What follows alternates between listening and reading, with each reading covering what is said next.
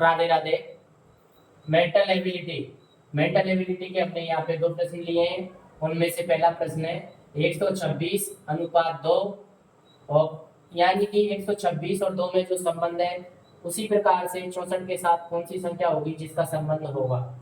तो सबसे पहले हम ये जान लें कि एनालॉजी में होता क्या है, या तो वर्ग करना होता है या वर्गमूल करना होता है, या वर्ग करके वर्गमूल संख्या को जोड़ दिया जाता है, या फिर गुणा कर दिया जाता है दी गई संख्या के अंकों को। इस तरह से हम करके देखते हैं और विकल्प के आधार पर हम तय करते हैं कि कौन सा विकल्प सही है।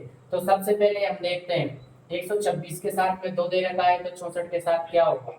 यानी कि अचानक से 126 और ये 2 के बीच में कितना है, 124 का अंतर है।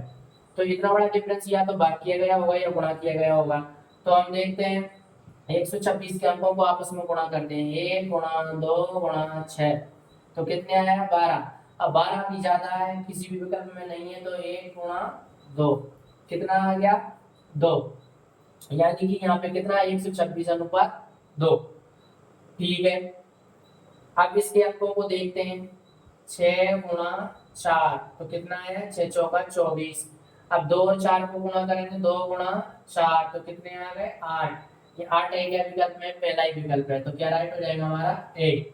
अब आगे बढ़ते हैं दूसरे प्रश्न में, यानी 56 और 41 में जो संबंध है 95 के साथ ऐसी कौन सी संख्या होगी जो आप देखो 56 में से यदि 41 को घटाते हैं तो 15 बचते हैं, 95 से यदि हम 15 घटाएंगे तो कितना 80। 80 किसी विकल्प में है क्या, नहीं है।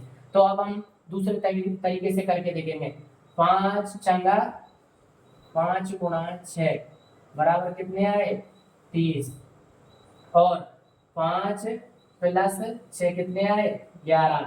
30 और 11 को जोड़ेंगे तो कितना आया 41। यानी कि 56 के साथ में क्या है 41। तो इसी तरह से 9 गुणा 5 और 9 प्लस 5 तो 9 पंजे 45 प्लस 9 5 14, तो 45 में 14 जोड़ेंगे तो कितने हो जाएंगे 59। धन्यवाद।